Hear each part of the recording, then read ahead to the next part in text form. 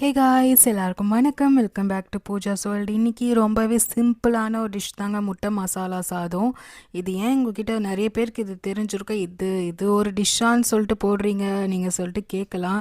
ஆனால் இதுக்கு பின்னாடி இருக்கிற ஒரு ஸ்டோரியை வந்து நான் உங்ககிட்ட ஷேர் பண்ணோன்னு நினச்சேன். சரி, நாங்கள் வந்து ஒரு ஊருக்கு போனோம் நார்த் இந்தியாவில். நான் சின்ன வயசில் இருக்கும்போது நார்த் இந்தியாவுக்கு வந்து நாங்கள் ஊருக்கு போயிட்டு வந்தோம்.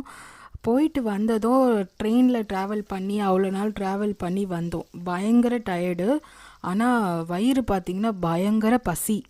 பசியில் என்ன செஞ்சு சாப்பிட்றதுன்னே எங்களுக்கு தெரியல. வீட்டில் பார்த்திங்கன்னா வெங்காயம் தக்காளி மட்டும்தான் இருந்தது. அது கூட எங்கள் பக்கத்தில் சித்தி இருந்தாங்க. அவங்கக்கிட்ட கேட்டு வாங்கிட்டு முட்டை மட்டும் வாங்கிட்டு எங்கள் அம்மா வந்து அந்த முட்டை மசாலா சாதம், இது நம்ம வந்து உடச்சி ஊற்றி குழம்பு செய்வாங்களோ அந்த மாதிரி செஞ்சுருந்தாங்க. நான் வந்து இன்றைக்கி வந்து மசாலா சாதம் மாதிரி அப்படியே பரட்டி ஸ்க்ராம்பிள் பண்ணி அதில் ரைஸ் ஆட் பண்ணி தான் இன்றைக்கி நான் சாப்பிட போகிறேன். ஆனால் அன்றைக்கி வந்து முட்டை உடச்சி ஊற்றி ஒரு குழம்பு செஞ்சுருந்தாங்க. வெறும் வெங்காயம் தக்காளி, தாளிப்புக்கு வந்து பார்த்திங்கன்னா கடுகு சீரகம் குழம்பு மிளகாத்தூள், அவ்வளோதான். அன்றைக்கி அந்த டிஷ்ஷை நான் சாப்பிடும்போது அவ்வளோ அமிர்தம் மாதிரி இருந்தது. உண்மையாகவே எங்கள் வீட்டில் பார்த்திங்கன்னா எல்லாருமே முட்டை பிரியர்கள். எதுவுமே இல்லைன்னா முட்டை சாதம், முட்டை முட்டை எல்லாத்துக்குமே ஒரு முட்டை வச்சுப்பேன். எங்களை மாதிரி யார் இருக்கீங்கன்னு சொல்லிட்டு கமெண்ட் பண்ணுங்கள். வேறு லெவலில் இருந்தது. இன்றைக்கி நம்ம அதே மாதிரி இருப்போமான்னு பார்த்தா நமக்கு அது பெரிய டவுட்டு தான். ஏன்னா இன்றைக்கி நிறைய ஆன்லைன் ஃபுட் ஆப்லாம் வந்துருச்சு. நினச்சா பிரியாணி வாங்குகிறோம், திராமிசு வாங்குகிறோம், என்ன வேணுமோ வாங்கி சாப்பிட்றோம். ஆனால் அந்த டைமில் வந்து பார்த்திங்கன்னா ஒரு கோ டு டிஷ் வந்து பிரியாணிக்கு ஈக்குவலாக எனக்கு வந்து டேஸ்ட்டு கொடுத்தது பார்த்திங்கன்னா இந்த முட்டை சாதம் தாங்க. நான் என்னோடய சேனல்லே பார்த்திங்கன்னா முட்டை வச்சு நான் நிறைய வீடியோஸ் போட்டிருப்பேன்.